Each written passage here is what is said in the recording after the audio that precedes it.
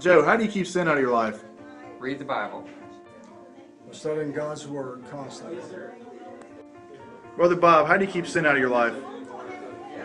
Chris, I keep sin out of my life by prayer and Bible study. Basically, I don't leave any time for Satan to get in. I spend most of my time reading the scriptures, and then some of my time I spend teaching others, and then also being involved with the youth group and working with them. Monty, how do you overcome sin? I fill up my free time with reading the Bible. I just don't give him a time to get in. Well, I try to fill up my free time teaching Bible class and studying, and so it really, it doesn't leave time to get in trouble. I don't give Satan any leeway, because if I do, I know if I just give him an inch, he'll take a mile. Well, a really good thing is just try to hang out with good people and stay away, keep yourself out of bad situations, because when you're with the right crowd, you're not with the wrong crowd, you're a lot less likely to fall for temptation.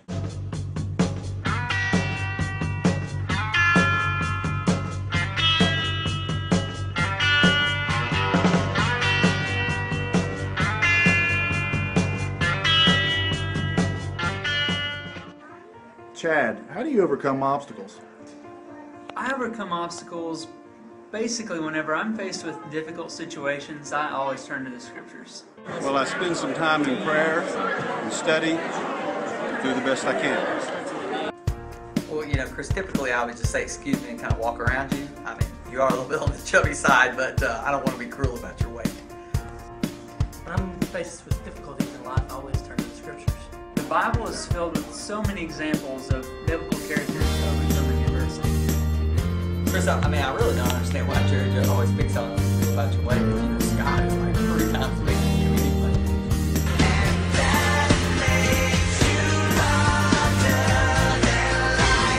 I seek the wise counsel of older gentlemen. Prayer and hard work. Curtis, how do you overcome obstacles? Well, I'd rather not talk about my wife Susie right now, but I don't know. Maybe some of the elders' wives can have a talk with her, and since she is the secretary. The scriptures are filled with people facing adversity, It's good to have all of you here this morning. I know that it's a Saturday, it's early. It was early for a lot of you to get up and come here today, but we truly appreciate you guys being here, taking the time to put this in your schedule. Some of you that came last year know that pretty much the routine that we did, the things we did, we tried to add a few extra things this year.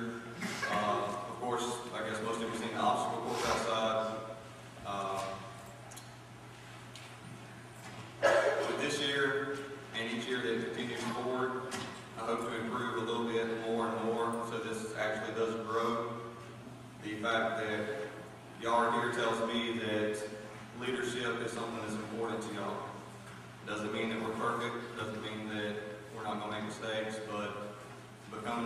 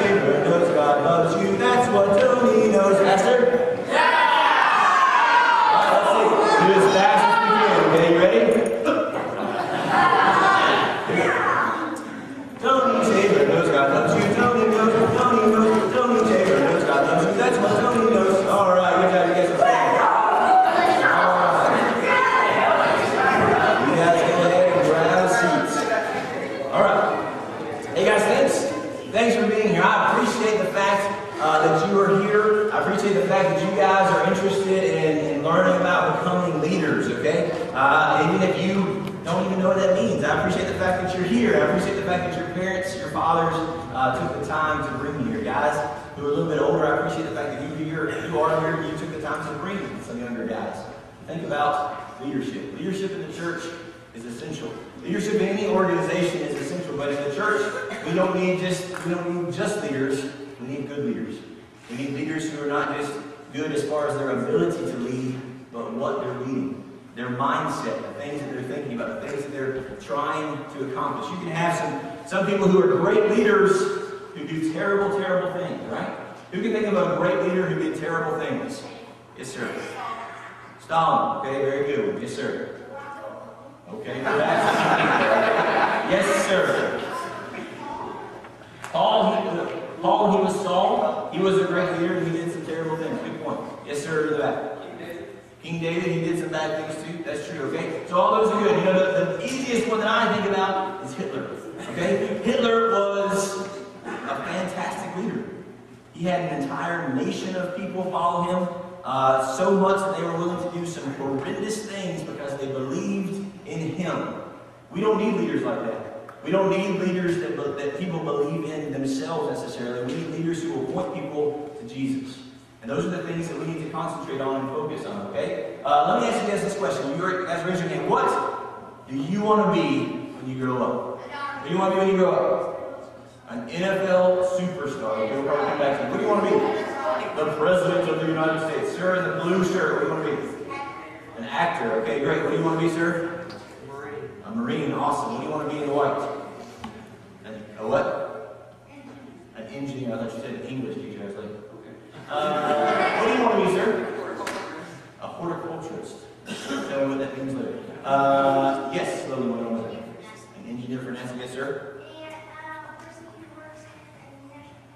Awesome. Okay, you guys have some really good dreams and things that you want to do. Okay, let's think about this first one. Okay, an NFL superstar. Okay, let's think about that one a little bit. I think that'd be a pretty cool job to have. You know, you have to be in pretty good shape. You know, and think about, you know, you said NFL superstar. I'm glad you said superstar because you know, a lot of people play in the NFL and they get paid a good pay, but nobody knows who they are, right? You know, think about those guys that run down the field on kickoffs and things like that. Do you know many of their names? Not many. You might know the guy who catches the ball and he tries to run the ball the other way. You might know their names. But the guys that are just out there trying to tackle each other and kill each other and they run into each other, their heads explode, you know, you probably don't even know their names, right? Now they get paid for that, and it's a fun job, I imagine. They get to play in the National Football League, the best league of football on the entire earth. Okay, that's a big deal. But what if we dreamed bigger than that? What if we wanted to be a superstar? What if we didn't just want to be a superstar, but we wanted to be a Hall of Famer? We wanted to make it to the Hall of Fame, the National Football League Hall of Fame. How awesome would that be if you could do things like that? You could probably name some guys who used to play who are in the Hall of Fame. You might be thinking of some guys who are now playing who will probably one day be Hall of Famers. Who are some guys that you know that are currently in the Hall of Fame? Not who are playing right now, but are currently in the Hall of Fame. Who can you think of? Andrew, I know you can think of one. Who's somebody? Joe Montana. Peyton's gonna be. He's not there yet, probably. Yes, sir. Troy Aikman. I don't know if he's there yet, but I'm sure that he will be one day, okay? Yes, okay. Andrew Luck, maybe. He might be. He's a superstar right now, but he's not a Hall of Famer yet, okay? Yes, sir. Who's that? Robert Griffin, you think he's going to be one? Okay, so we can think of some guys who will probably do what? Herschel Walker, he's definitely one, okay? So we can think of guys who are Hall of Famers, okay? And they are the best of the best. Now listen, so just to be in the NFL, you have to be the best player at your high school, right? Just that's all you got to be in the NFL? No. You can't even just be the best player in your high school. You have to be the best player on your college team. You might make it to the NFL if you're the best player in your college team, but what if you play for a smaller school, right? To be in the NFL, most of the time, people have to be on really big schools. They have really great football teams. And they have to be a superstar of that team to be really successful for a long time in the NFL. Okay, what are some things? Things that could get in your way of trying to do that? What are some things that could some obstacles that you could come across if you wanted to be in the NFL? Yes, sir. You can get injured, right? You know, like, you guys think of Marcus Lattimore. Thank you. Okay. I hope that his knee ends up getting better, right? But he was, you know, a couple years ago, he was awesome. He was, you know, as good as they come. And then last year he got hurt and missed a lot of the season. And this year he came back and he did pretty good. And now he's basically just blown up his knee. And hopefully he'll be able to get better again. But, you know, a couple years ago there was a guarantee he'd be a superstar in the NFL. Everybody thought that as a freshman that he would. But now 2 years later he's hurt himself. And nobody knows if he's even going to even play football again. So injuries can get in the way, can become obstacles. Okay, what are some other things that can become obstacles for someone who wants to be an NFL superstar? Yes, sir. Yeah, you broke both your arms. That will keep you from doing it. Yes, sir. Grades. Okay, yeah. If you don't make the grades and you're playing in college, you won't be able to play. And if you're not able to play and prove yourself in college, there's not a whole lot of teams in the NFL who's going to take a chance on you. Yes, sir. Yes, sir. Carolina. Okay, disbelief, not being confident about yourself and getting down on yourself. That's true, yes, sir.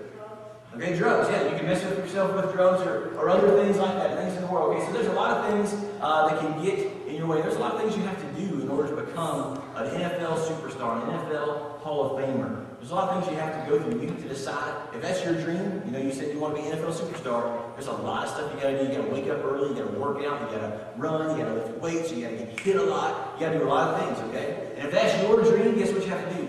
You have to determine if it's worth it to you to wake up early every morning to work out and to run and to lift weights and to go and hit people and to study film and all that stuff. You have to determine if it's worth it to you. Okay. And then there's some obstacles that can get in your way.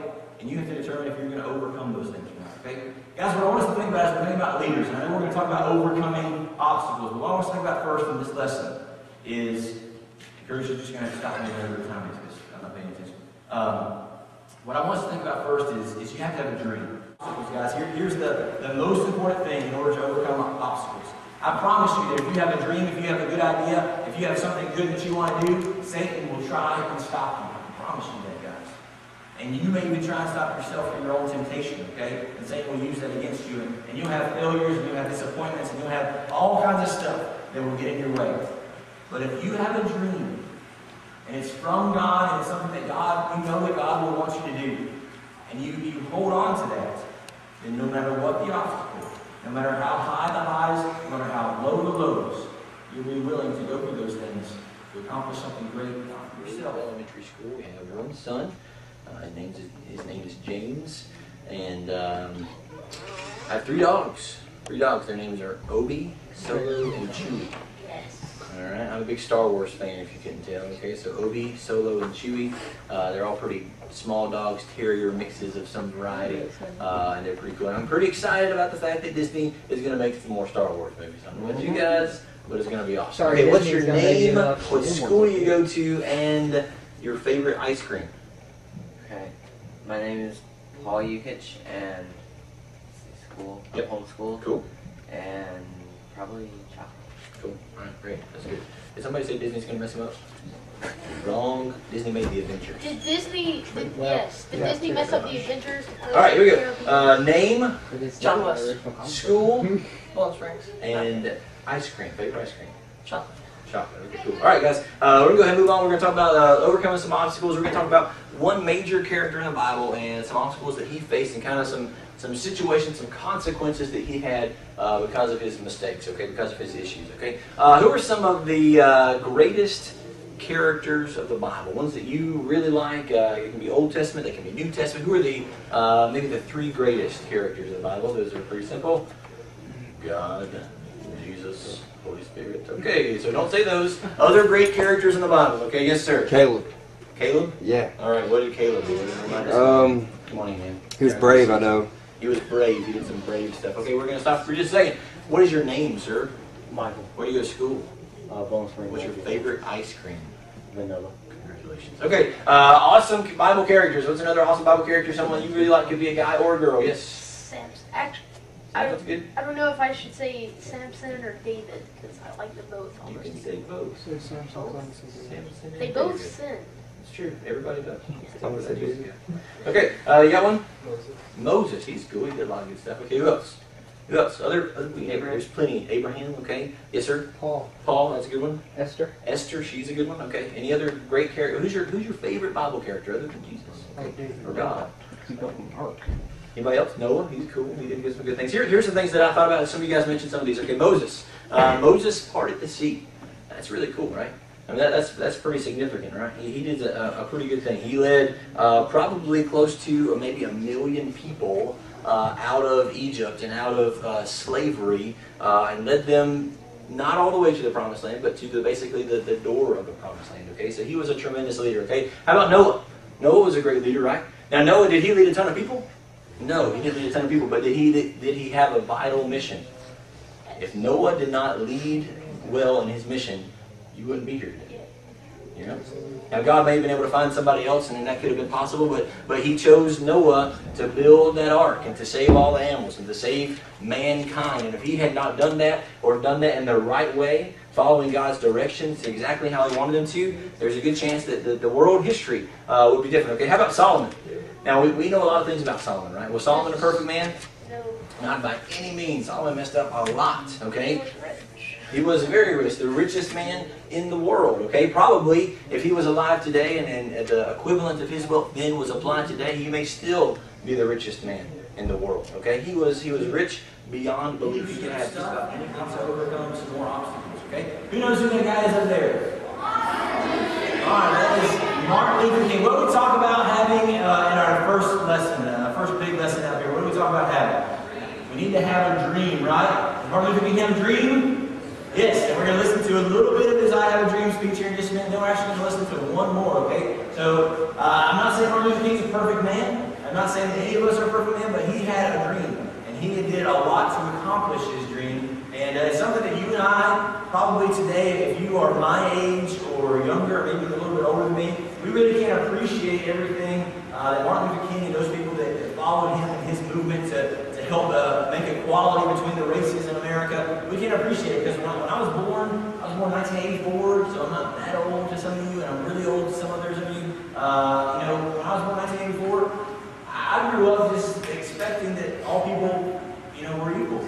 And I didn't really have a problem with it, and that's not a thing that I dealt with. But some of you who are older than me probably can remember times when that wasn't the case in America. And there's still a little bit of it even today, but it's really come a long way from the days when Martin Luther King and other people with him helped to make equality between the races in America. Okay, so we're going to watch the first clip. It's about a minute and a half long or so. It's a part of the I Have a Dream speech. And guys, again, I'm not saying he's perfect man, but he's a powerful speaker, and he was a great leader, okay? And we're going to watch the second speech is actually the last speech that he ever gave, okay? And I want you guys to watch the whole video. It tells you the dates of some things and some things that are going on. I want you to consider these things. When we talk about leadership, we talk about what we need to do as leaders, okay? So I'm going to turn my mic off and let you guys go ahead and watch this. I'm going to try to make sure it's loud enough for everybody to hear, okay? Turn it way up. Turn it way up. What was the one thing that consumed his mind? Money. Money. Killing Is there anything wrong with money? No. Yes. Yes. It makes you. If you it depends. If you have a bunch of it, you might think that you're better than anybody. Your attitude could change, Right. but the Bible says, it doesn't say, listen up. The Bible doesn't say that money is the root of all evil. What does it say? The devil is. No, it says the love of money is the root of all evil. With this guy here, all he cared about was money. You saw all the trees falling down. He was doing whatever he wanted to do. He went to whatever extent possible, just out of greed for money. And it consumed him. But those of y'all who have watched this movie, what happened in the end? All the trees came back to life. Well, once he chopped down all the trees, what's his business going? It went down, and there were no trees left till that boy planted that one, and then a bunch of babies. And then the little guy said, "What's next?" And then that's when he created that air. We'll get there later in a minute. All right. You just talked about. All right. This is what he's